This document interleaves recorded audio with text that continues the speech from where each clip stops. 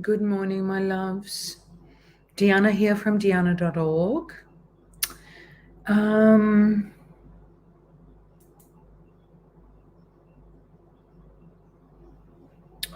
oh, hang on. Sorry.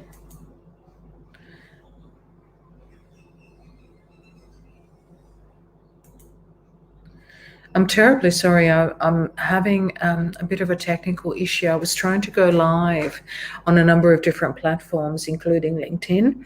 Unfortunately, LinkedIn is not letting me go live on that platform, so I'll have to fix that later. Okay, welcome to this broadcast. I'm going to play my little intro first and shower this broadcast with light and those beautiful codes of light that I have in my intro. So enjoy, and I'll see you back here in just a few seconds.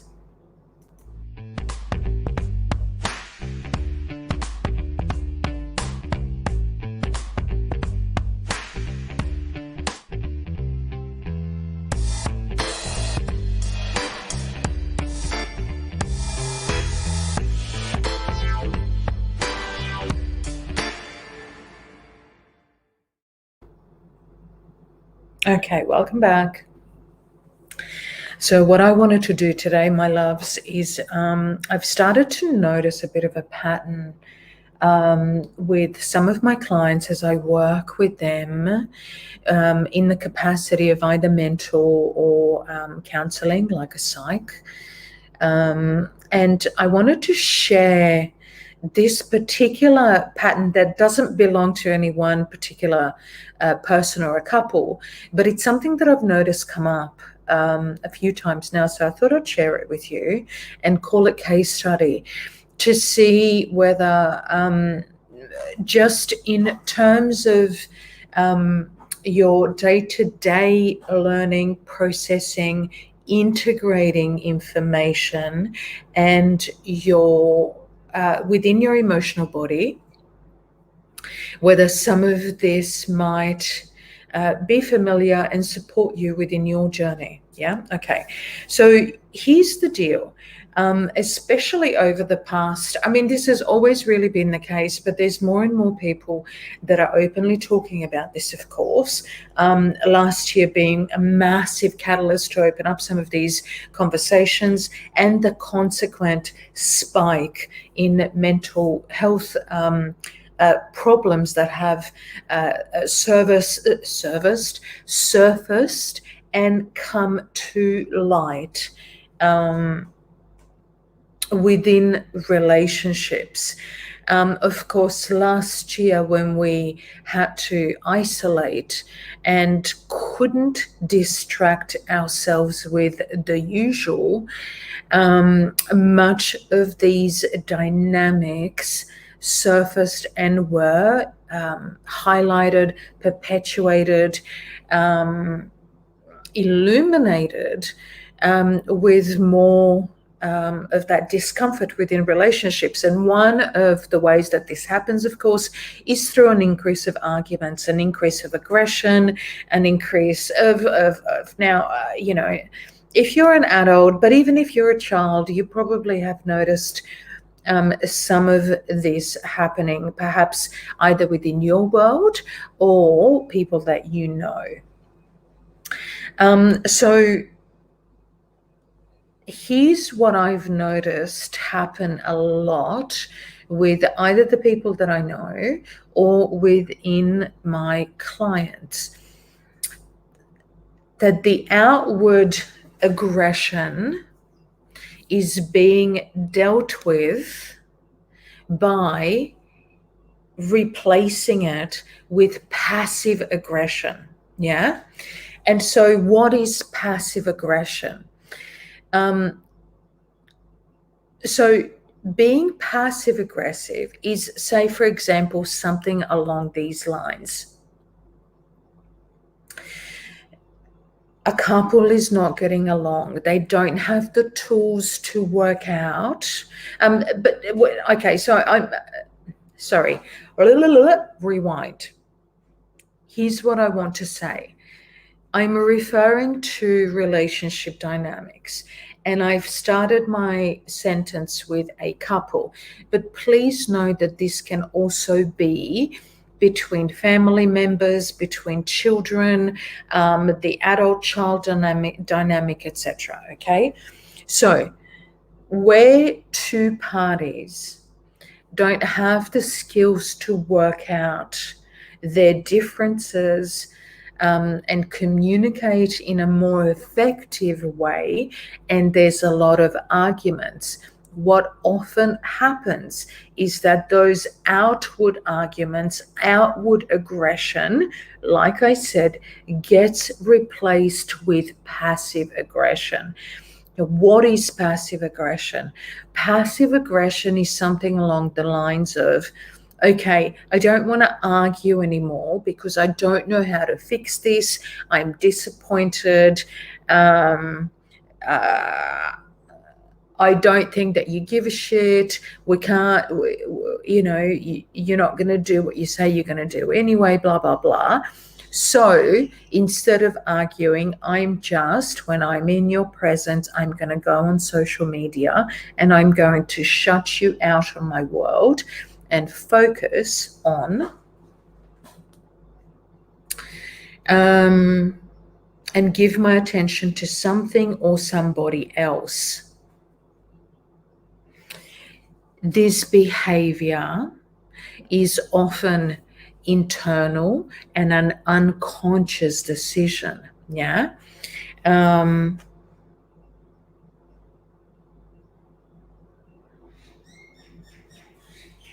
Another way that this can play out, my loves, is that an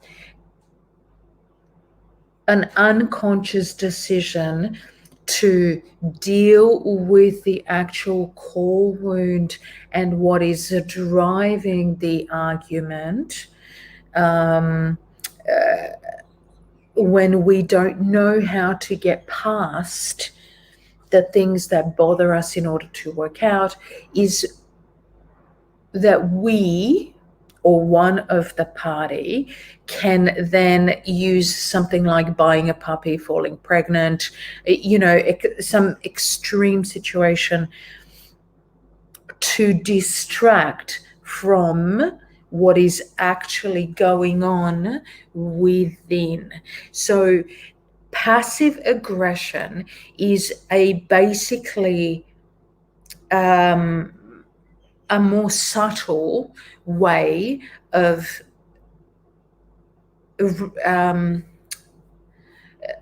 rebelling against another or even self. Yeah. I wanted to bring this to your attention because you might notice within your dynamic with somebody that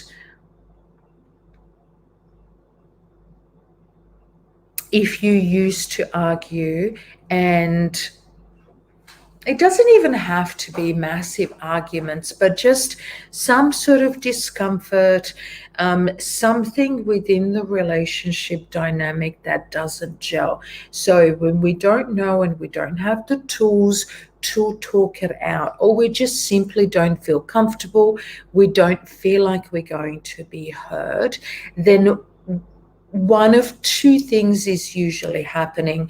There is like a shutdown, a cutoff, and then there is like a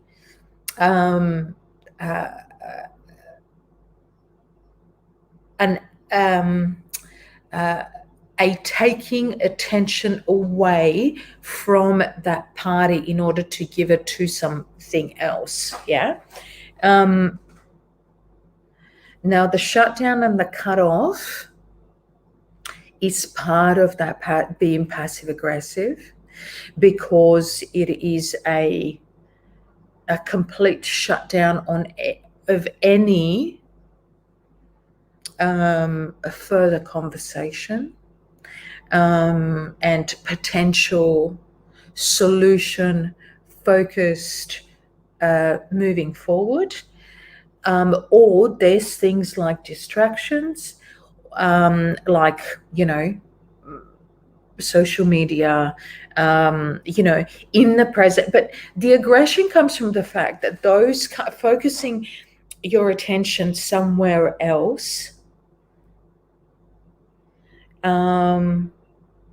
especially when that is done in the presence of the one that you're moving away from, the aggression comes because it's done in that way. Now, let me just say here, because I feel like I'm not being very clear on this. I may need to do a follow-up video on this because it's actually really quite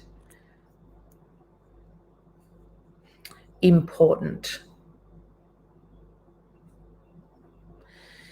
To recognize. Let me first say, when I'm giving you these examples about cutting off somebody, or cutting contact with somebody, or putting your attention towards something or someone else while you're still in a relationship with someone, but there's unresolved energy, that's the aggressive part of it, because being witness to attention going elsewhere of either your partner or a family member can create, of course, a lot of pain for the other person. Yeah.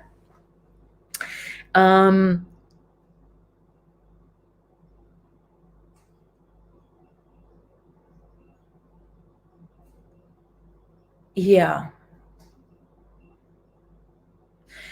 So I'm getting an image of an example that I'm going to share with you. Yeah. So, for example, there's a couple that would sit down and watch a movie every night after work. Yeah. So they're sitting on the couch, they're watching a movie, and they are loving spending some time together. Some time has passed, some difficulties have come up. And so instead of sitting down and watching a movie, they spend time arguing. One of them decides that they don't want to argue anymore. They still sit down like they used to because it has become a part of something that the couple does. But instead of watching the movie and cuddling on the couch, they take their phone out and they spend their entire time chatting to people online, or on social media, or checking their emails or whatever, right? It's like I'm here being a couple, but I'm not really interested in being here, that kind of thing. So it becomes the more passive way of telling someone how you're not interested, of hurting them, instead of arguing, which is really exhausting. The phone or something that is outside of that couple time or the family time becomes the focus, and it's really evident in your face. That's passive aggressive behavior. Now, why do we do this? Like I said, it's because we often don't have the tools to talk through our issues in an effective way. And the tools that we are missing are tools that basically are tools that we learn around emotional maturity, and emotional intelligence, meaning you first need to understand that when you are triggered and angry and upset, it is because something is happening that is a trigger within you. So instead of arguing with the other only, or creating some other layer of discomfort, it is always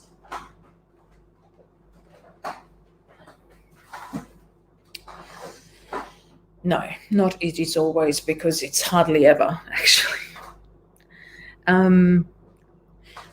Emotional maturity comes about when we know that at that point we are triggered somewhere within us. So we can potentially ask for some time out, remove ourselves from that situation in order to work out which aspect, which wound within has been triggered, so that the trigger can be dealt with and we could engage from a more aware, more healed aspect of ourselves instead of in reaction from the emotional pain. Yeah? So this is emotional maturity.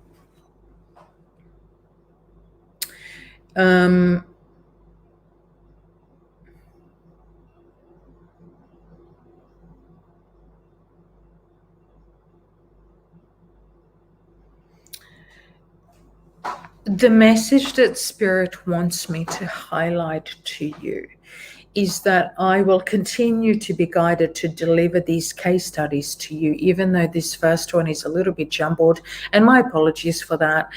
It's not that I'm not clear about the case study and what I need to say, but it just doesn't seem to be coming out very well today. But I hope that you are getting the message, the importance of having walked the path of awakening enough for you to be able to, in the moment of the trigger, remember to discern and come back to self, as opposed to